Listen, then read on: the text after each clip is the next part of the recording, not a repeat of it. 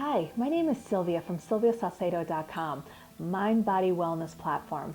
And I'm here today with a dear friend of mine, Chris Tate, to talk about meditation. So I've got a lot of patients that come in with stress and anxiety, all these kind of emotional things. And one of the tools that I have learned is meditation and how helpful it could be. And so I wanted to invite you here to tell us a little bit about meditation. Sure. So why is meditation important? Meditation is the process of becoming present. And we're all products of our society. We run around all day, whether it be with work or job or family or kids, and constantly we are assessing the environment for threats. And so what that results to from a neurological perspective is our sympathetic nervous system constantly firing. And sympathetic nervous system can be associated with fight or flight. And so when we're constantly assessing the environment for a threat, what we do is we call on our past experiences in order to anticipate the future so that we can find the path of least resistance to get to our goals. And so we're constantly assessing the environment, we're assessing our past and our future, and we miss the present moment. And so when we go in with meditation, and the monks say go within, when we go within, we turn off our external environment, we turn off our five senses that interact with this space, and it causes us to shut down that sympathetic nervous system. And when that occurs, we start to feel that, we find that place of silence, we find that gap in the continual stream of conversation that most of us carry in our heads. So physiologically, when we are in this fight or flight state, this stressed out state that we live our lives in, we are producing chemicals that are associated to the body thinking that it's under attack. So the sympathetic nervous system was originally designed so that if you encountered a threat, you're in your cave and a bear walks in the cave. The sympathetic nervous system was designed to assess that you have an immediate threat that can damage or harm the body permanently, kill you.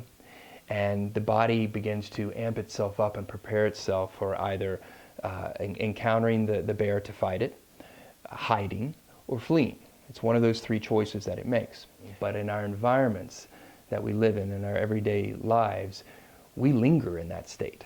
We constantly go from one thought of threat, whether it be a bill or the job we don't like, straight into the relationship that's not working for us. And it's just one thing, it's one threat after another. So we never turn the system off. And so meditation allows an opportunity for that sympathetic nervous system to turn down the volume a bit and the parasympathetic to come back online. How does someone learn to meditate?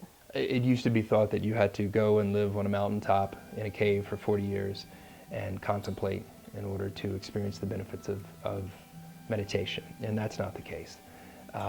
The Dalai Lama, we owe a lot of what we understand from a neuroscience perspective to him. He has a very scientific mind. Many of his top assistants have made themselves accessible to the neuroscience community to be evaluated physiologically while they meditated in order to understand what was going on.